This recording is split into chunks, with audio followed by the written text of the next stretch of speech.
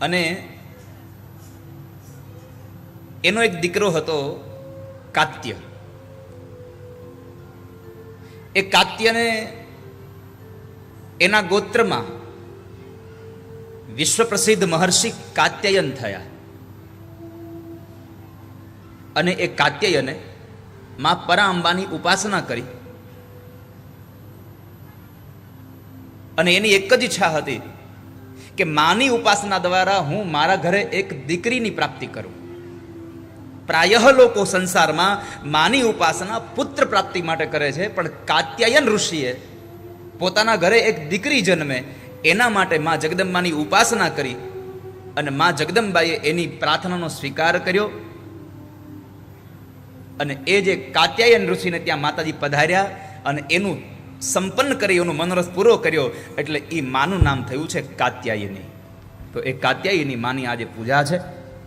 આજે છઠ્ઠો દિવસ આપણા માટે.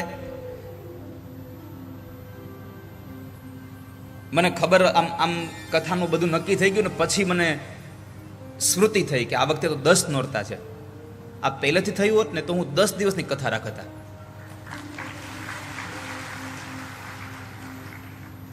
મને તેમ લાગે છે આપણને ક્યાંય કોઈને રજા લેવી છે.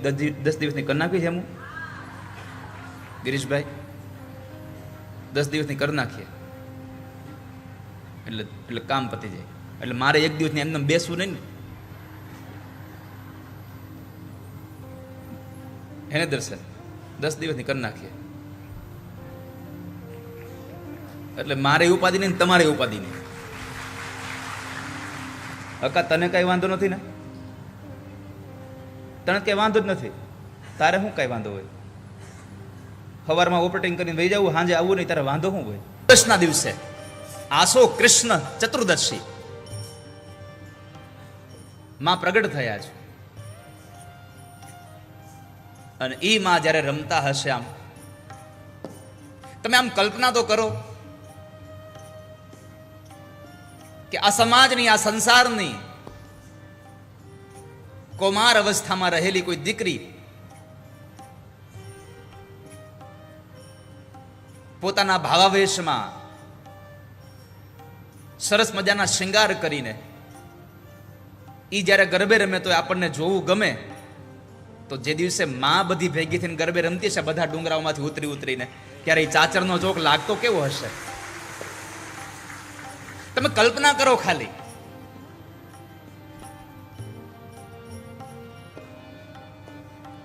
આપણે ક્યાંય ગરબે રમવા જઈએ તો આપણે આપણી ગાડીઓ પાર્કિંગ કરીએ. આ બધી આ માતાજીઓ આવે, બધા સિંહ ઉપર સવાર થઈને એ પાર્કિંગ ક્યાં કરતા હશે? અને એનો અવાજ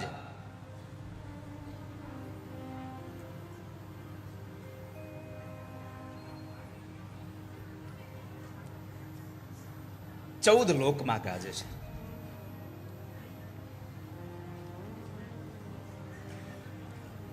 ગઈકાલે આપણે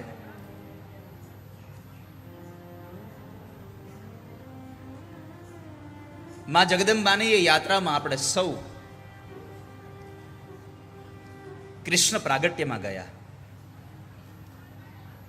જન્મેજયે પ્રશ્ન કર્યો,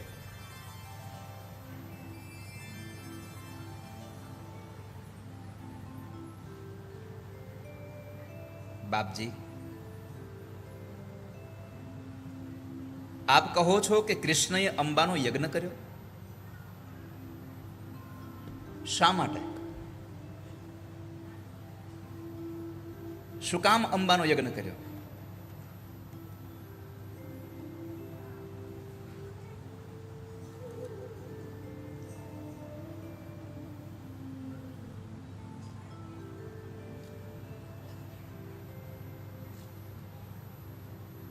સ્વયં બ્રહ્મ પોતે યજ્ઞ કરે અંબાનો?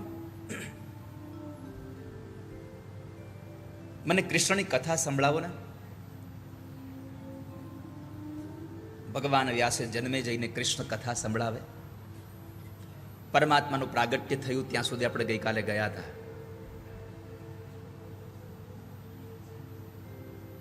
પ્રભુનું પ્રાગટ્ય થાય, પરમાત્મા પ્રગટે છે, જીવ જન્મે અને ઈશ્વર પ્રગટે છે. જીવ પોતાના પ્રારબ્ધનું ફળ ભોગવવા માટે જે સંચિત કર્મ છે, કર્મના 3 પ્રકારો છે: ક્રિયમાણ, સંચિત અને પ્રારબ્ધ. એમાં ક્રિયમાણ કર્મ એવું છે કે તમે કર્મ કરો તરત ફળ. ઘણા બધા કર્મ એવા હોય છે કે ફળ તરત ન મળે.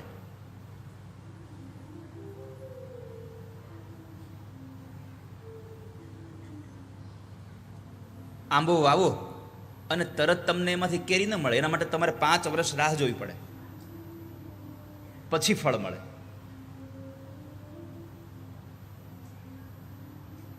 બાજરી વાવો તો 90 દિવસમાં તમને ફળ મળી જાય.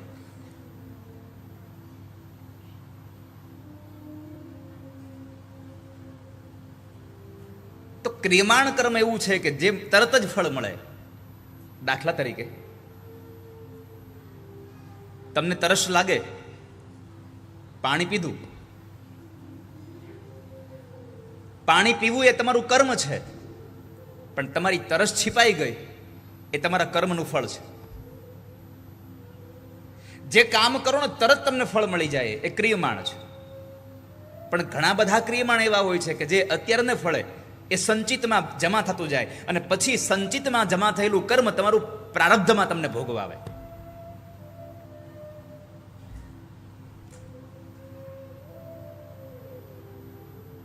તમે આજે કોઈકને ખરાબ શબ્દો ગાળો આપી હોય, એ માણસ તમને તરત સામો એ તમને ગાળો ન આપી દે, બની શકે 10 દિવસ પછી તમને જાહેરમાં 2 થપાટ મારી દે.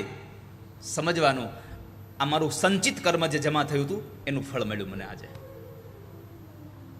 ક્યારેક આપણાથી ઘણા વખત પહેલા થઈ ગયેલું કર્મ પછી ભોગવવું પડે છે. પ્રારબ્ધમાં પણ જો કોઈ કર્મ બાકી રહી ગયું હોય, ફળ બાકી રહી ગયું હોય, તો આપણને જે પ્રકારે ફળ મળવાનું છે એ પ્રકારે યોનિ પ્રાપ્ત થાય છે.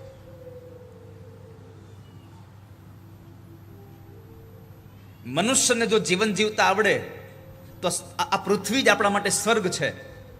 કેમ કે બીજા બધા જ પક્ષીઓ માટે, બીજા બધા જ જીવાત્મા માટે તમે જુઓ, આ સંસાર એના માટે નર્ક જેવો છે. કેટલી યાતનાઓ ભોગવે છે,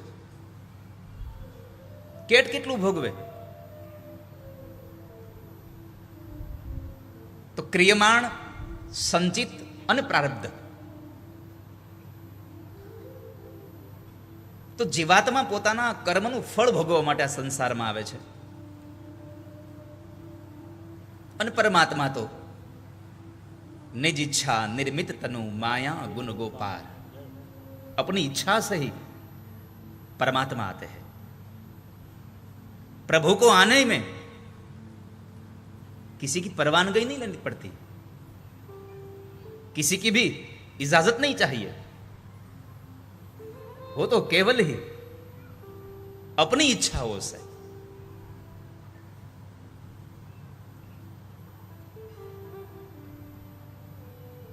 जब भी चाहे, जहां भी चाहे, वहां परमात्मा आ सकते हैं, कृष्ण आते हैं.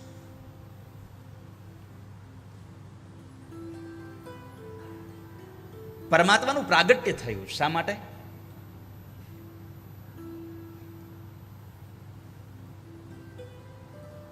ભગવાન સ્વયં ગીતાજીમાં બોલ્યા છે, યદા યદા હિ ધર્મસ્ય ગ્લાનિર્ભવતિ ભારત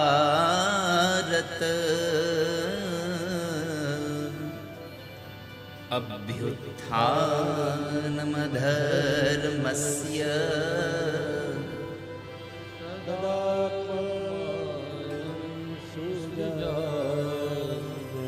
યદા યદા હિ ધર્મસ્ય ગ્લાનિર્ભવતિ ભારત. જ્યારે જ્યારે આ સંસારમાં જ્યારે જ્યારે ધર્મને હાનિ પહોંચી છે ત્યારે ત્યારે પરમાત્મા આવ્યા છે. અને જરૂરી નથી કે ધર્મનું રક્ષણ કરવા માટે પરમાત્મા 4 હાથવાળા થઈને જ આવે. ધર્મનું રક્ષણ કરવા માટે કોઈક માણસ પણ પરમાત્માના અંશાવતારે 2 હાથ રૂપે પ્રગટતો હોય, જે ધર્મની રક્ષા કરતો હોય છે. આ સંસારમાં જેટલા લોકો ધર્મને બચાવવા માટે પોતાનું જીવન વ્યતીત કરી રહ્યા છે એ કૃષ્ણથી જરાય ઓછા નથી, યાદ રાખજો.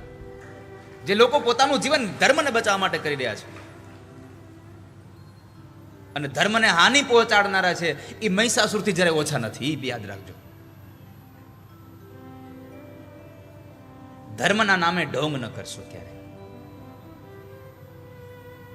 માણસ ધર્મને બચાવે. મેં આગળના દિવસમાં વાત કરી હતી તમને, સ્વધર્મે નિધનમ શ્રેય પરધર્મો ભયાવહ. પોતાના ધર્મમાં મરવું એ પણ શ્રેષ્ઠકર છે અને બીજાના ધર્મમાં જીવવું એ પણ દુષ્કર છે. મરવું તો આપણા ધર્મમાં મરવું, જે ધર્મને અંગીકાર કર્યો છે.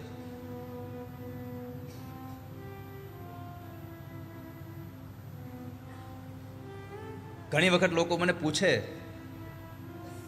દવે સાહેબ, ઘણી વખત લોકો મને પૂછે ધર્મ કોને કહેવાય. મેં ગઈકાલે 10 વ્યાખ્યા કરી હતી ધર્મની, પણ મેં જ્યાં સુધી ગ્રંથોનું અધ્યયન કર્યું છે, મેં મહાપુરુષોને સાંભળ્યા છે, મેં સમાજમાં જ્યારે જ્યારે કશું કંઈ જોયું છે કોઈ દ્રશ્ય, તો મને એવું લાગે છે આ દુનિયાનો સૌથી મોટો ધર્મ એ છે મને મારા કર્તવ્યનું પાલન ખબર હોય, મને મારા ફરજની ખબર હોય કે મારું કર્તવ્ય શું છે, મને મારા ફરજની ખબર હોય કે મારે શું કરવું જોઈએ કેવા સમયે. જો એનું તમને સાચું ભાન થઈ જાય તો તમારામાંથી મોટો ધર્મ બીજો કોઈ નથી આ સંસારમાં. તમારું કર્તવ્ય શું છે, પોતાના કર્તવ્ય પ્રમાણે નિષ્ઠા રાખવી એ પણ મોટો ધર્મ છે. હું મારું કર્તવ્ય કરતો હોઉં ત્યારે નિષ્ઠા હોવી જોઈએ. તો જ્યારે જ્યારે ધર્મને હાનિ થઈ છે ત્યારે ત્યારે કૃષ્ણ કહે છે હું આવ્યો છું અને કેવલ ધર્મ માટે જ નહીં, પરિત્રાણાય સાધુનામ વિનાશાય ચ દુષ્કૃતામ ધર્મ સંસ્થાપનાર્થાય સંભવામિ યુગે. ધર્મનું સંસ્થાપન કરવા માટે, સારા વિચારોનું સ્થાપન કરવા માટે, લોકોને ઉપદેશ દેવા માટે થઈને હું સંસારમાં આવતો રહ્યો છું. કૃષ્ણનું પ્રાગટ્ય થયું, રામનું પ્રાગટ્ય થયું, અસુરોને માર્યા તો પછીની વાત છે, પણ એના જીવનની જરા સરણી તો જુઓ તમે. એને જીવન કેવા જીવ્યા, એમાંથી આપણને ઉપદેશ મળે છે કે આપણું જીવન આવું હોવું જોઈએ. રામના જીવનમાંથી લેવા જેવો કોઈ સંદેશો, જો કે આમ તો આખું જીવન રામચરિતમાનસનું, મર્યાદા પુરુષોત્તમ રામનું આખું જીવન ચરિત્ર આપણા જીવનમાં આવવું જોઈએ, પણ બીજું કશું આવે કે ના આપણે એટલું તો આવવું જોઈએ. પ્રાતઃ કાલ ઉઠ કે રઘુનાથા માત પિતા ગુરુના વહી માથા. સવારમાં ઉઠીને મા બાપ અને ગુરુને વંદન કરવા એ ભગવાન રામ શીખડાવે છે. પ્રાતઃ કાલ ઉઠ કઈ રઘુનાથા માત પિત ગુરુ. તો રામજીના જીવનમાંથી આપણને આ મળ્યું છે. કૃષ્ણના જીવનમાંથી તો કેટલું મળ્યું છે.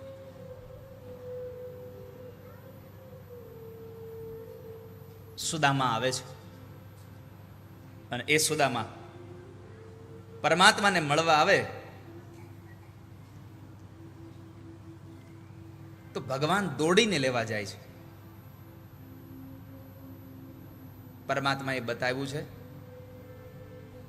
કે તમારો કોઈ મિત્ર તમારી સાથે ભણતો હોય, તમે સાથે હતા અને કર્મને વશ, પ્રારબ્ધને વશ એ માણસ દરિદ્ર રહ્યો છે. તમને પ્રભુની કૃપા, તમને પુરુષાર્થનું ફળ પ્રાપ્ત થયું, તમે સંપત્તિવાન બન્યા છો.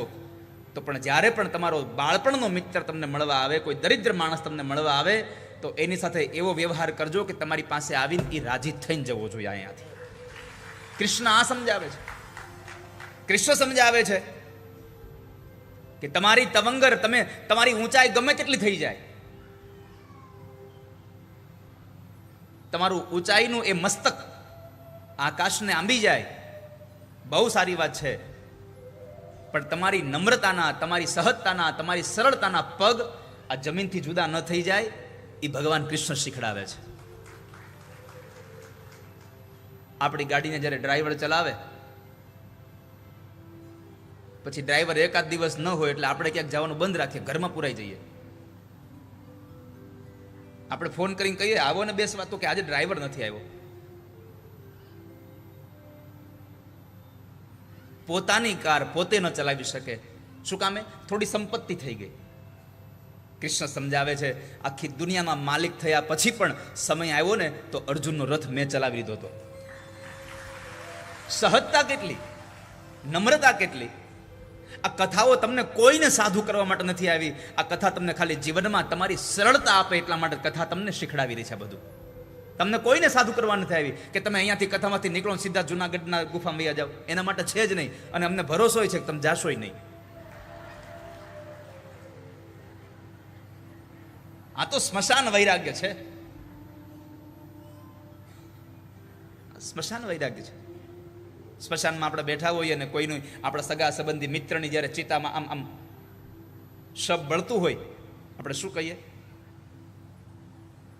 બિચારાએ કેટલી મહેનત કરી અને ધન કમાણો વાપરવાનો વારો આવ્યો ત્યારે બિચારો વયો ગયો. આમાં કંઈ ફટાક્યો થઈ જાય નક્કી નહીં. એટલે માથાકૂટ કાંઈ કર્યું નથી, બધું છોકરાનું હોપી દે ને એને આનંદ કરાય. આપણે તો આપણને આવી વાતો કરતો સંભળાય ને એટલે આપણને એમ થાય કે હવે આ ઘરે નહીં જાય,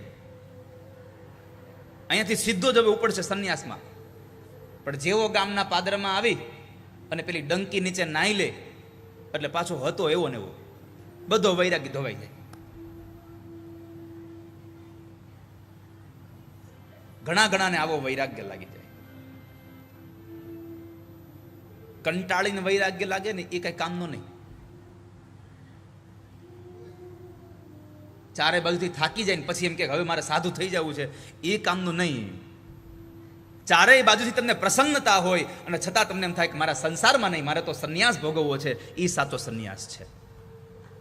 જમવાનું હોય નહીં અને તમે એમ કહો કે મારા જે એકાદશી છે, તો એ બહુ સામાન્ય ઘટના છે. પણ તમારી પાસે 32 ભાતના પકવાન પડ્યા હોય તો એમ કહી દો કે ના હો, આજ મારે એકાદશી છે, આ વ્રત સાચું છે. તમારી પાસે બધું જ હોવા છતાં તમે જેનો ત્યાગ કરી શકો છો એ વૈરાગ્ય સાચો છે.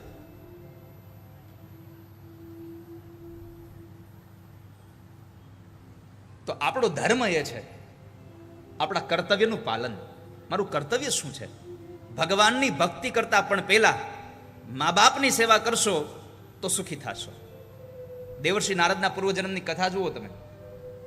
દાસીનો દીકરો હતો, બ્રાહ્મણના ઘરે દાસી પણ કરે, માં એની સાથે કામ કરવા જાય અને બ્રાહ્મણોના ઘરે સત્સંગ થાય. એ સત્સંગમાં વૈરાગ્ય લાગ્યો ચાતુર્માસમાં અને સંતોની સાથે જવા માટે નીકળવું હતું. પણ સંતોએ પેલું વહેલું કીધું કે ભગવાનના ભજન કરતા બાળક, તારું એક કર્તવ્ય બાકી છે. તારી માં હજી જીવે છે, એની સેવા કરવાનું બાકી છે. એની સેવા પહેલા કરી લો અને પછી તમે સંન્યાસને ભોગવો, પછી તમે ભગવાનના ભજન માટે જાઓ. આ સંસારમાં મા બાપની સેવા કરવી એ સૌથી પહેલું આપણું કર્તવ્ય છે અને એના પછી બધી સેવા હોવી જોઈએ માણસે.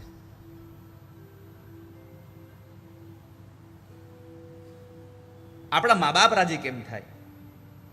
આપણા વડીલો રાજી કેમ થાય?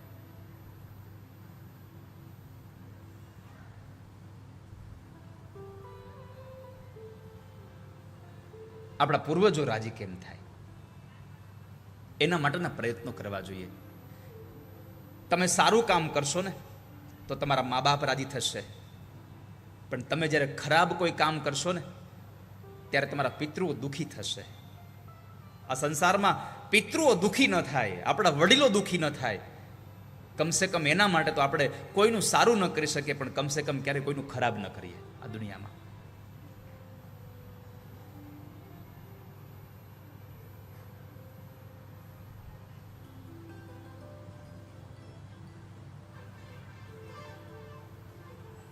તો પરમાત્મા કહે છે ધર્મ સંસ્થાપનાર્થાય સંભવામી યુગે યુગે. જ્યારે જ્યારે ધર્મની હાનિ થઈ છે, રામચરિત માનસ કહે છે ધર્મ કી હાનિ બાઢહી બઢત અસુર અભિમાની.